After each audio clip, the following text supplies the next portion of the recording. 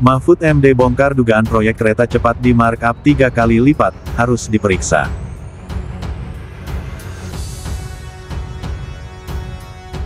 Saya nggak mau dan tidak menerima rakyat Indonesia selalu dibodohi. Selalu menerima kita diam. Saya jelaskan ya pelan-pelan ya tentang kereta cepat atau kereta WOS. Di Cina pembangunan kereta cepat dengan kondisi kontur tanah yang jauh lebih ekstrim, lebih berbukit, lebih bergunung, 17 juta US dollar untuk 1 kilometer. Kita bandingkan dengan Jakarta-Bandung yang kondisi kontur tanahnya jauh tidak ada masalah. Artinya untuk membangun struktur lebih gampang dan lebih mudah, tetapi biaya pembangunan kereta cepat mencapai 52 juta US dollar. Nah, disinilah masalah. Kembali kita ingat, ketika pembangunan kereta cepat ini penuh dengan menuai kontroversi dan penolakan dari masyarakat. Tetapi apa yang terjadi, dua tokoh ini adalah yang paling bertanggung jawab. Salah satunya adalah Jokowi sebagai presiden saat itu dan Luhut Binsar Panjaitan. Apakah kita diam? Ini proyek penuh dengan nuansa korupsi. Kita minta pertanggungjawaban kepada dua tokoh ini. Dan kita berharap Presiden Prabowo membuka tabir ini, melakukan audit investigasi. Saya belum bisa menerima atas saran Pak Purbaya. Beban kereta cepat adalah merupakan tanggung jawab BUMN. Persoalan ini bukan persoalan tanggung jawab.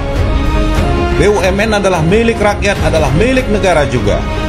Kalau pada akhirnya tanggung jawab ini dibebankan kepada BUMN atau Danantara, artinya kita tidak pernah membuka persoalan apa yang terjadi di kereta cepat ini.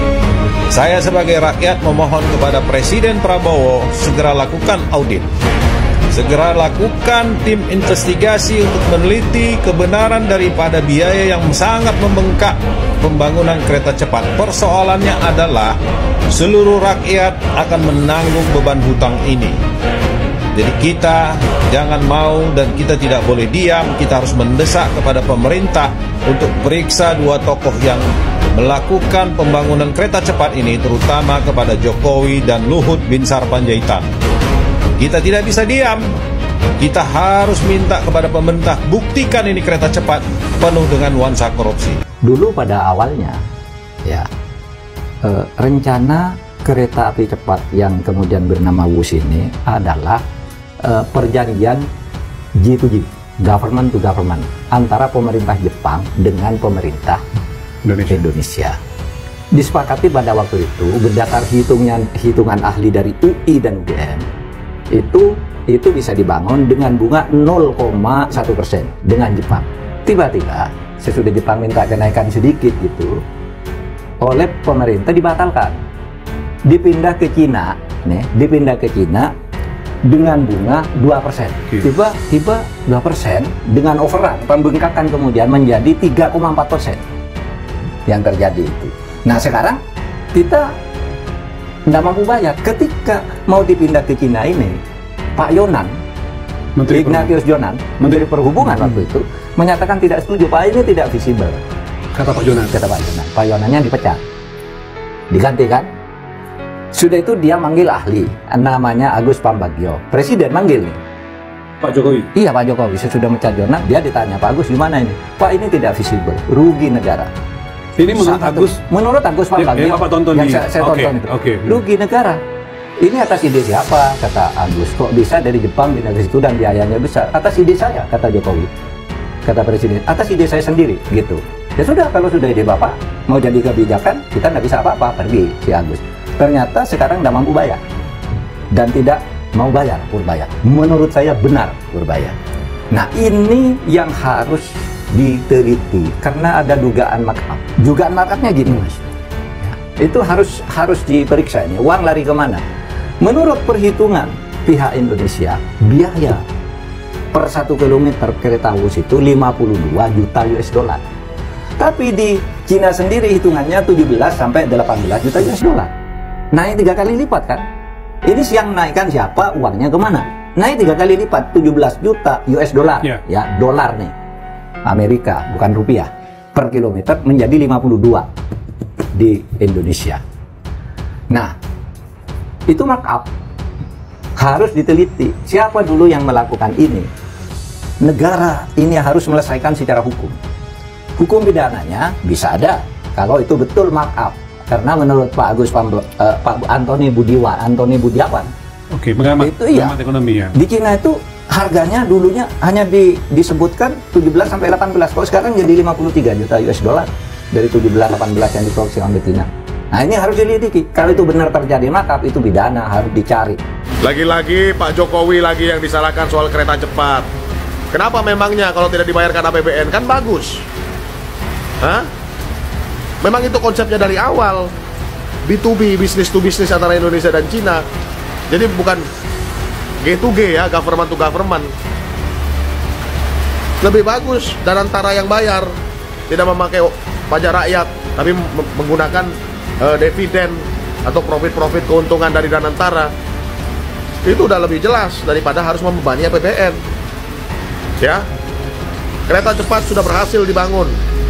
Cuma ya bagaimana mungkin lebih mengintegrasikan lagi dengan tol, kemudian akses lagi yang lebih dipermudah. Ini kan baru 1 tahun jalan, nggak mungkin langsung moncor, langsung rame begitu kan, ya. Ini berjalan 10-20 tahun. Jadi begitu kawan-kawan, jangan selalu nyalakan Pak Jokowi. Kita dukung terus pembangunan, infrastruktur harus terus dibangun demi Indonesia modern. Jangan kita ikutin pola pikir primitif.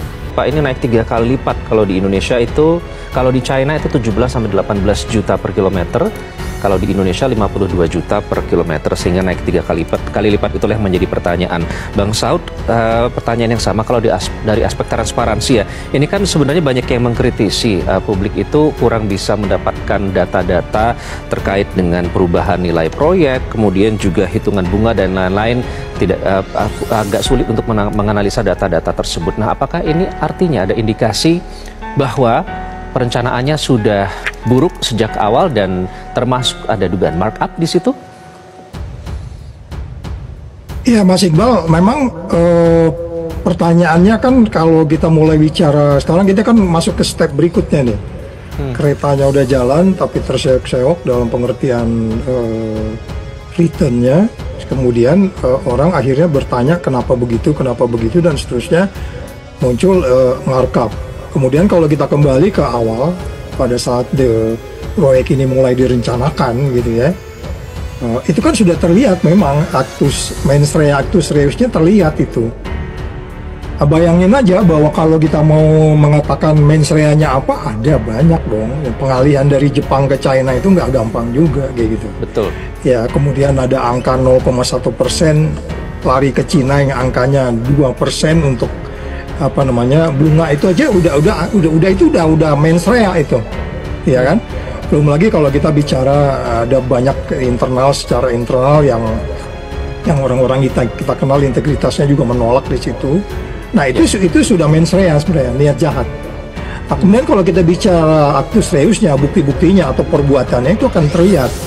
Tadi disebutnya mengenai angka, walaupun kita masih berdebat ya, dari seperti Mas Toto tadi bilang, kita berdebat juga mengenai angka yang 3 kali lipat itu, tapi itu cukup besar sekali, yang artinya sampai hari ini memang kita belum melihat BPK itu mengauditnya itu seperti apa. Saya belum pernah lihat ya bagaimana mereka mengaudit uang yang begini besar gitu ya, sehingga kemudian wajar saja kalau Pak Mahfud dengan intuisinya ya, yang kalau menurut saya kita harus sudah masuk ke yang lebih dalam lagi untuk melakukan penyelidikan dengan segera kalau menurut saya, sehingga kita bisa lihat nanti bagaimana uang dari overseas sana masuk ke sistem perbankan di Indonesia, masuk ke kontraktor, terus masuk ke political exposed person, dalam kali ini orang-orang yang politik dan seterusnya ya. Jadi agak naik kalau PPATK nggak ngerti, walaupun mereka udah bikin statement ya, ada sekian persen proyek strategis itu ternyata masuk ke politisi. Saya nggak tahu nih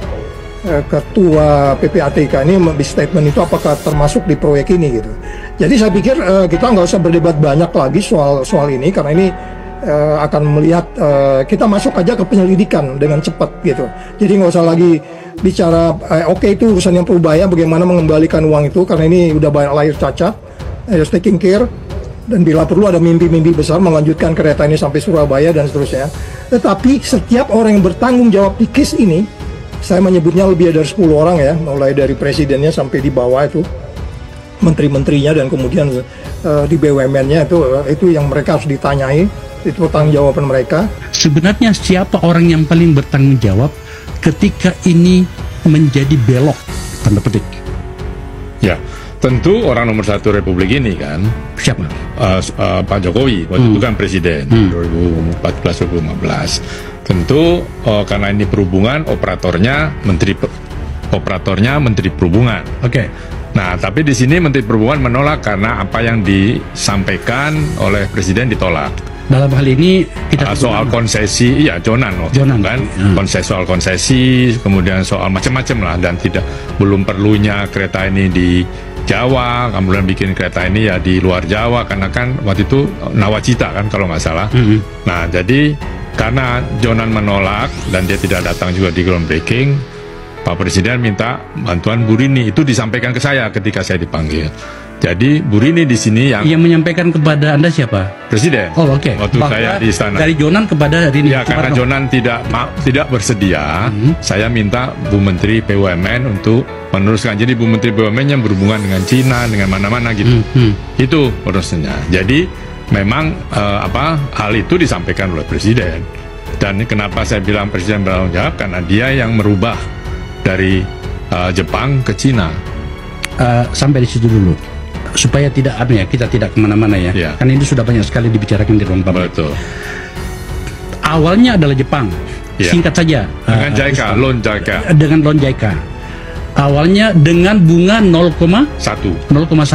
Untuk nilai investasi berapa besar? Waktu itu saya agak lupa, adalah nanti pasti investasinya. Tapi ini saya pikir udah nggak dibahas lagi. Tapi masalahnya adalah loan itu kan sudah bilateral, jadi kan sudah ada, ini G2G, jadi kan government yang bayar.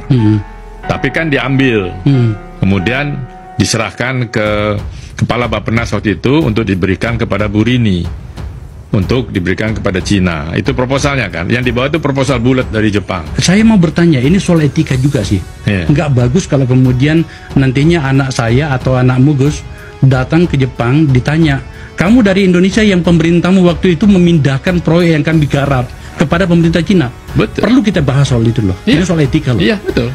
Pada saat itu kenapa dipindahkan? Ya, karena urusannya lama lah. Ini saya mengutip saja ya, Pak Jokowi kan lama, udah lebih mudah, dan ini tidak melibatkan uang negara. Ini B2B gitu. Tapi saya lalu bilang, ya Pak, kan mahal ini Pak. Nggak apa-apa, bisa. Ya sudah. Oh, artinya Anda ingin pada saat bicara dengan Pak Jokowi, Anda bicara di mana? Anda di sebagai apa waktu itu? Di istana dipanggil kami. Saya. Oh, sebagai pengamat. Iya, sebagai pengamat dipanggil. Karena pengamat kan saya orang bebas. Oh, hebat ya. Dipanggil ke istana. Dipanggil ke istana dengan distai beberapa teman. Oke. Dan juga Watimpres. Ya kan, ya sudah. Artinya Presiden ternyata sadar. Presiden waktu itu. Ya. Presiden Jokowi waktu itu sadar bahwa yang dari Jepang, yang harusnya negara Jepang itu hanya 0,2% ya, atau 0,1 bunganya dari total investasi. Dan kemudian memindahkan ke pemerintah Cina itu, dia sadar betul bahwa bunganya lebih mahal. Harusnya iya. Nanti silakan tanya pada Prof. Harun. Oke. Jadi artinya pada waktu itu yang di dokumen yang saya lihat malam itu adalah 0,1. Kan itu yang dibawa ke Cina, lalu kan direvisi. Termasuk misalnya stasiunnya, kemudian tadi berapa biaya-biayanya, asumsi-asumsinya dirubah, keluarlah 2% itu. Oke, sedikit agak teknis.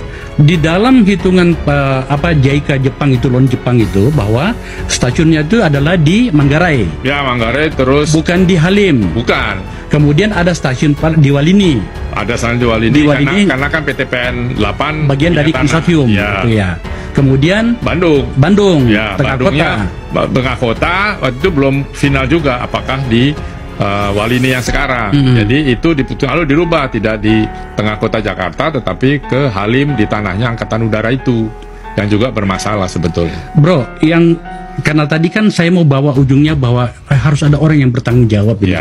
Adalah pada saat Anda berbicara dengan Presiden Jokowi waktu itu, bagaimana gerak tubuhnya dan apa yang dia katakannya, hingga kemudian kita bisa yakin melalui forum ini bahwa dia tahu kok, dan dia sadar kok memindahkan dari 0,1% menjadi bunga 2%. Ya, Anda kan tahu gaya Pak Jokowi, relax saja, santai sambil tersenyum gitu.